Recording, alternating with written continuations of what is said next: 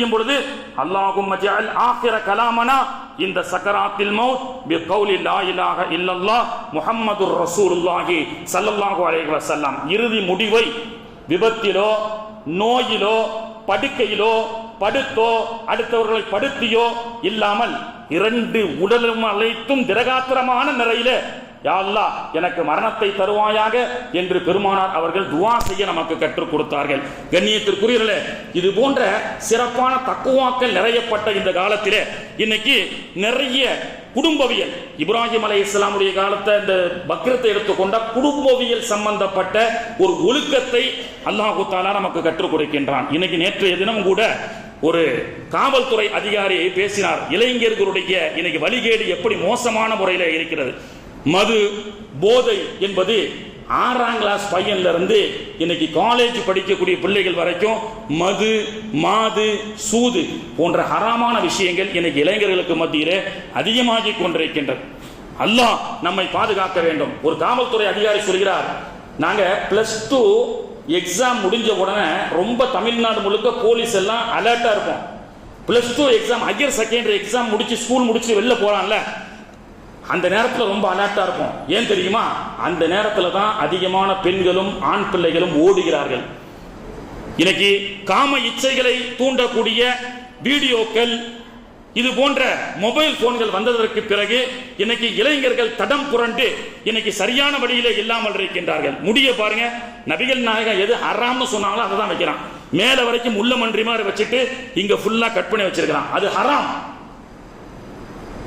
இப்ராஹிம் அலைஹிஸ்ஸலாம் தன்னுடைய மகனை உங்க அறுக்கும்படி அல்லாஹ் தஆலா சொன்னான்.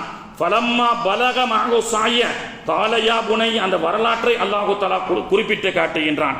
யா புனைய, ஓ மகனே, இன்னி அரா, நிச்சயமாக நான் பார்த்தேன், ஃபில் மனாமி, கனவிலே, அன்னி அத்பஹுக ஃபன்துர் மாதா தரா, உங்களை அறுப்பதை போன்று நான் அல்லாஹ்விடத்துல ஏவப்பட்டிருக்கின்றேன், கனவு கண்டேன், என்ன செய்ய அப்படின்னு கேட்டாங்க. இன்னைக்கு போய் உங்களுடைய பிள்ளை இடத்துல, அத்தா நான் கனவு கண்டேன், அல்லாஹ் உன்னை அறுத்து பலியிட சொன்னான் அப்படின்னு சொன்னா, அத்தா முந்தா நாள் நான் கனவு கண்டேன், அல்லாஹ் உன்னை படுக்க வச்சு அறுக்க சொன்னான்னு சொல்லக்கூடிய காலமாகத்தான் இன்னைக்கு இருக்கிறது. ஒரு முடி வைக்கக்கூடிய விஷயத்தில் கூட தலையை அறுப்பதற்கும் துணிந்தார்கள். எடுத்துக்கொள்ளுங்கள் என்று தலையை குனிந்தார்கள். இஸ்மாயில் ஒரு பார்பர் ஷாப்புக்கு அனுப்பப்பட்ட நம்முடைய பையன் ஒரு மார்க்கத்தின் அடிப்படையிலே சுன்னத்தின் அடிப்படையிலே முடி வெட்டிட்டு வான்னு சொன்னா கூட கேட்காத இன்னைக்கு இளைஞர்கள் இருந்து கொண்டிருக்கின்றார்களா இல்லையா? இறுதி முடிவை நல்ல முடிவாக கேட்க சொன்னார்கள் பெருமானார். இறுதி முடிவு யாருக்கு வரும் தெரியுமா? மதுவின் வாசனை கூட இல்லாதவர்களுக்கு தான் கலிமா நசீபாகும். பெருமானார் சொன்னார்கள், மது அருந்தக்கூடிய பழக்கம் இருந்தால் அவனுக்கு மௌத்துடி நேரத்திலே கலிமா நசீபாகாது என்று சொன்னார்கள். திருமண வீடுகளிலே மது களியாட்டம், எல்லாம் மாற்று மத கலாச்சாரம்.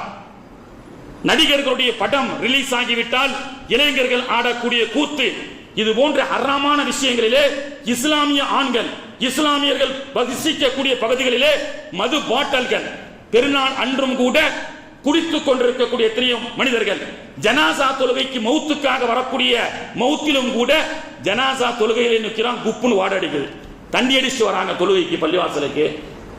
எவ்வளவு பெரிய ஒரு வழிகேடு!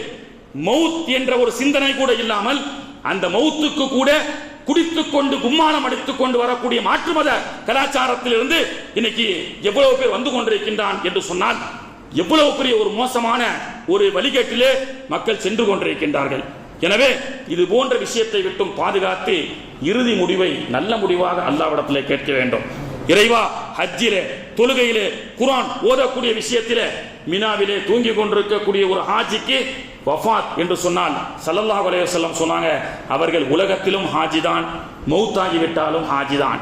அவர்கள் நாளைக்கு கியாமத் நாளிலே சூர் ஊடப்பட்ட போது லப்பைக் அல்லாஹும்ம லப்பைக் லப்பைக் லா ஷரீக லப்பைக் என்று எந்திரிப்பார்கள் என்று பெருமானார் அவர்கள் சொன்னார்கள். குர்ஆனை மனப்பாடம் செய்த ஹாஃபிஸாக்கள் நாளைக்கு எந்திரிக்கும் பொழுது அல்ஹம்துலில்லாஹி ரப்பில் ஆலமீன் என்று ஓதிக்கொண்டே எந்திரிப்பார்கள் என்று சொல்லப்பட்டது. அப்போ மது இதெல்லாம் ஒரு நல்ல பாசிட்டிவான மவுத்துன்னு சொன்னா, அப்படி நெகட்டிவா சிந்திச்சு பாருங்க. குடிச்சிட்டு போதையிலே கிடந்தா நாளைக்கு போதையிலே தான் எந்திரிப்பான், நாளைக்கு அல்லாஹ்வை சந்திக்கும் போதும் போதையிலேயே சந்திப்பான். அந்த மாதிரி ஒரு மரணம் நமக்கு தேவையா? கண்ணியத்திற்குரியவர்களே, அப்போ சினிமா தியேட்டர்ல உட்கார்ந்து ஒருத்தனுக்கு மவுத் ஆயிடுச்சுன்னு சொன்னா அவன் சினிமா தியேட்டர்ல இருந்து விசில் அடிச்சுக்கிட்டே எந்திரிப்பான். அங்கே அவனுடைய ஆக்டிவிட்டிஸ் எப்படி இருக்குமோ.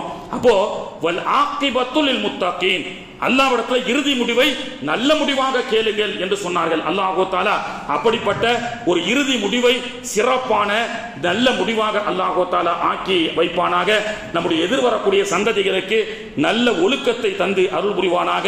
அல்லாஹ் தஆலா நம்முடைய சந்ததிகளாக ஹஜ்ஜுடைய பாக்கியத்தை, உம்ராவுடைய பாக்கியத்தை, உலுஹிய்யா கொடுக்கக்கூடிய பாக்கியத்தை அல்லாஹ் தஆலா தந்து அருள் புரிவானாக. எந்த தக்குவாவை அல்லாஹ் தஆலா விரும்புகின்றானோ அத்தகைய தக்குவாவை நம்முள்ளும் நம்முடைய குடும்பத்தார்களுக்குள்ளும் அல்லாஹ் தஆலா ஆக்கி வைப்பானாக என்று கூறி